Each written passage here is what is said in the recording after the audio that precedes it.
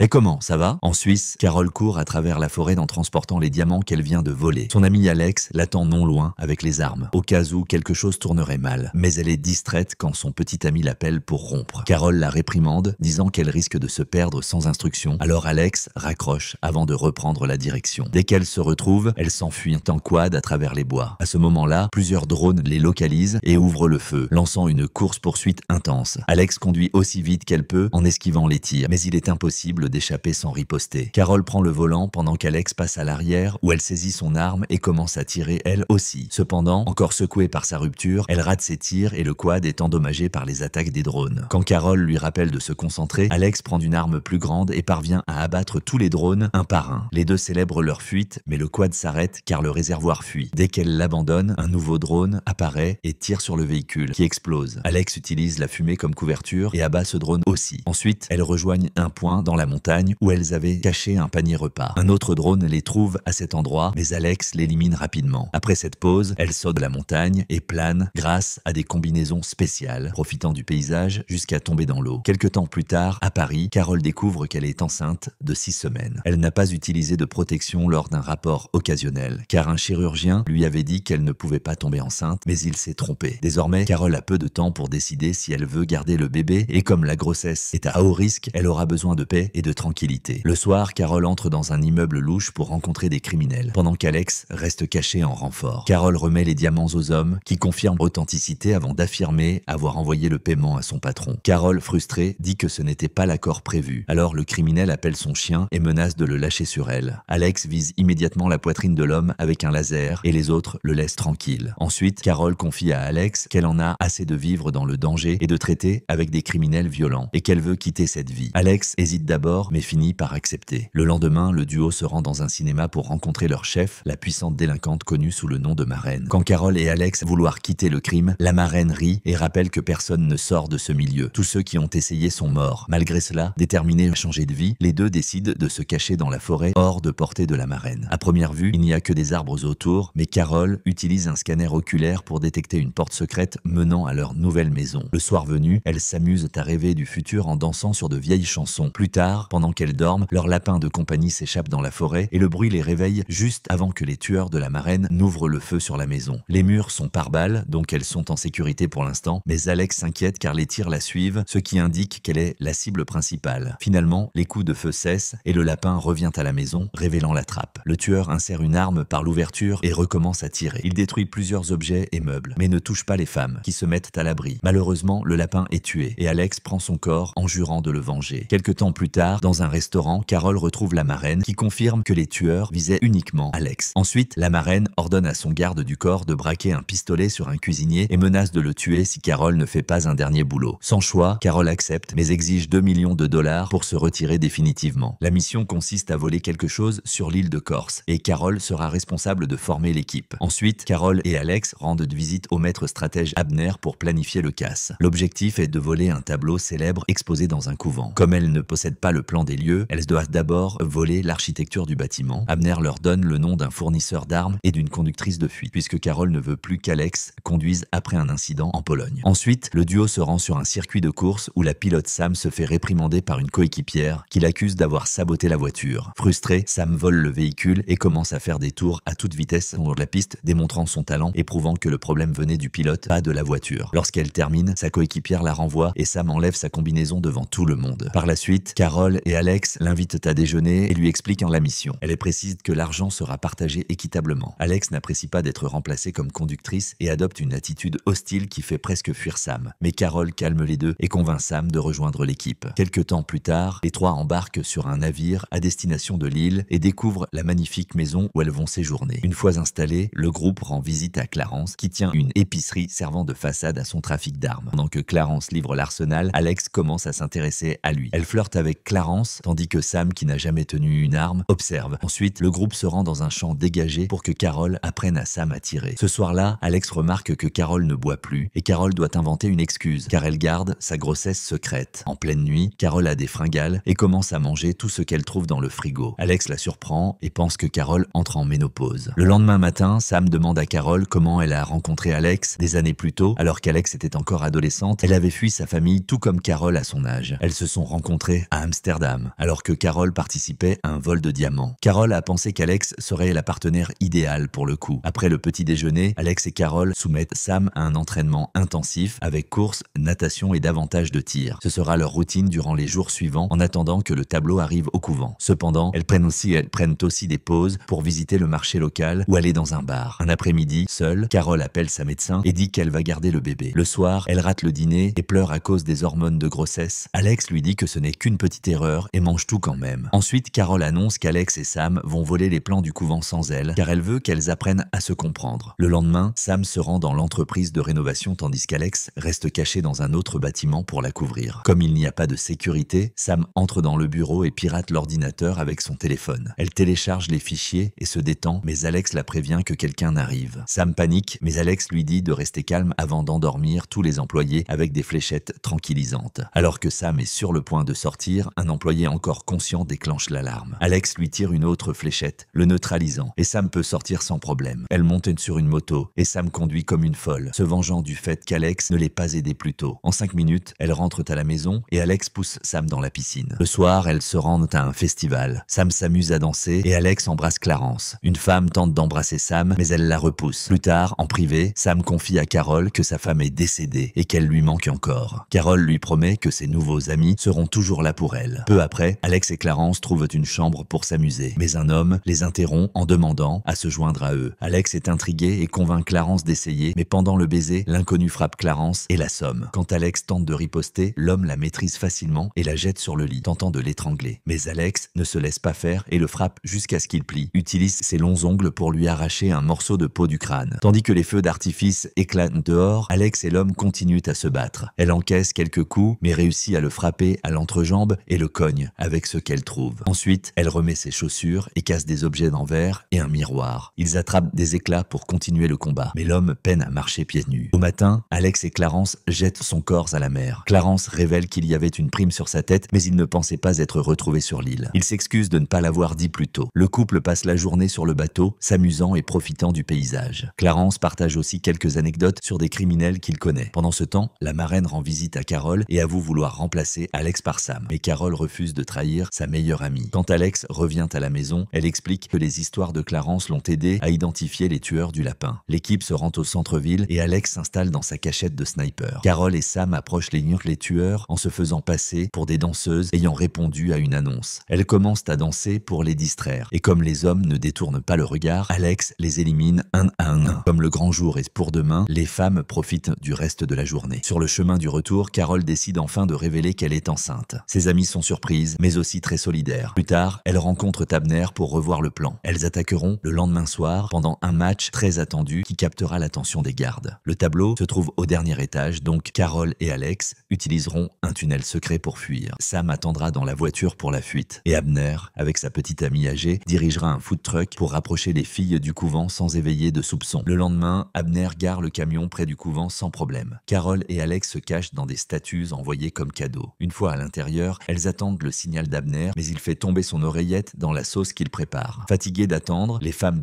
brisent les statues et sortent. Pour compliquer les choses, une grande équipe de tournage arrive sur place. Elle découvre qu'un clip d'un chanteur célèbre sera filmé ce soir-là dans le couvent. Abner et sa compagne sont alors encerclés par des gens qui demandent à manger. Ils n'ont pas d'autre choix que de cuisiner pour maintenir la couverture. Sam aussi s'éloigner des caméras et finit par s'éloigner du couvent. Pendant ce temps, Alex repère l'équipe de sécurité et les neutralise avec des fléchettes tranquillisantes, y compris un homme qui tentait d'attaquer Carole. Le duo monte dans l'ascenseur et essaie de contacter Sam, mais reste silencieux quand 2 membres de l'équipe entrent aussi. À l'étage suivant, elle découvre que la salle est remplie de techniciens, mais Carole refuse d'abandonner et dit qu'ils peuvent servir de diversion. 2 gardes bloquent l'escalier, alors elle les attaque rapidement jusqu'à ce qu'ils soient inconscients. Tandis qu'Alex cache les corps, Carole pirate le système d'alarme pour le désactiver. Lorsqu'un employé arrive par hasard, Alex doit aussi le neutraliser. Ensuite, Carole commence à découper le tableau, mais elle n'est plus dans l'ombre, car l'équipe a commencé à installer des projecteurs très puissants. À ce moment-là, un autre membre de l'équipe entre pour voir l'exposition et Carole fait semblant de décorer les lieux pour le clip. Le jeune homme la croit et continue de parler sans arrêt, gênant Carole pendant qu'elle termine de décrocher le tableau. Heureusement, il finit par partir et les femmes réussissent à sortir du couvent avec le tableau sans plus d'incident. Le lendemain, l'équipe fête le succès. Carole en profite pour passer un appel secret et organiser un plan spécial. Ensuite, Alex raconte que Clarence quitte le pays seul. Et Carole Carole essaye de la réconforter du mieux qu'elle peut. Plus tard, à Paris, Carole va rencontrer la marraine, tandis que Sam et Alex attendent à leurs postes habituels. Après avoir remis le tableau, la marraine demande à parler en privé et l'emmène dans une autre pièce, sachant qu'Alex ne pourrait pas la voir sous cet angle. Elle annonce qu'elle ne laissera pas Carole prendre sa retraite et menace de tuer ses proches si elle désobéit. Mais Carole ne se laisse pas intimider et prononce ses coordonnées à haute voix pour qu'Alex tire malgré tout. Le garde tombe raide mort et la marraine traite Carole de folle avant d'être abattue à son tour. Les hommes de main de la marraine envahissent le bâtiment et Alex commence à tirer rapidement. Pendant ce temps, Carole parle du jour où elles se sont rencontrées. La police arrive peu après et demande à Sam de bouger. Carole dit à Alex combien elle est importante pour elle, la faisant pleurer. Elle avoue aussi être venue à ce rendez-vous en sachant qu'elle n'en sortirait pas vivante. Après avoir tué un bandit qui s'approchait, Carole demande à Alex de partir sans elle et de commencer une nouvelle vie, plus sûre. À cet instant, les policiers entrent, Carole lève son arme. Alex est forcé d'assister à la mort de sa meilleure amie. Sam entend les policiers parler d'une tireuse embusquée et dit à Alex de fuir. Le propriétaire de l'appartement aide Alex à réagir et elle commence à courir, mais les policiers sont déjà à la porte d'entrée et elle ne trouve pas d'issue. En voyant le corps de Carole emporté, Sam la guide jusqu'à la pièce correcte avant de s'échapper à moto. Ainsi, Alex parvient à atteindre le toit et à se cacher de la police. 4 ans plus tard, Sam rend visite à Alex dans sa maison à la campagne. Alex a ignoré tous les appels pendant tout ce temps, mais accepte tout de même de la recevoir. Sam réussit alors à la convaincre de partir en vacances avec elle pour une petite surprise. Un peu plus tard, elles arrivent dans le désert et Alex est choqué de découvrir que Carole est vivante, vivant avec une adorable petite fille. Les policiers étaient en réalité une équipe spéciale que Carole avait engagée pour simuler sa mort. Les 3 femmes se retrouvent dans une scène très émouvante et commencent à profiter ensemble de leur nouvelle vie. Et c'est ainsi que se termine Voleuse, film d'action et thriller de 2023. Et je vous retrouve dans la prochaine vidéo.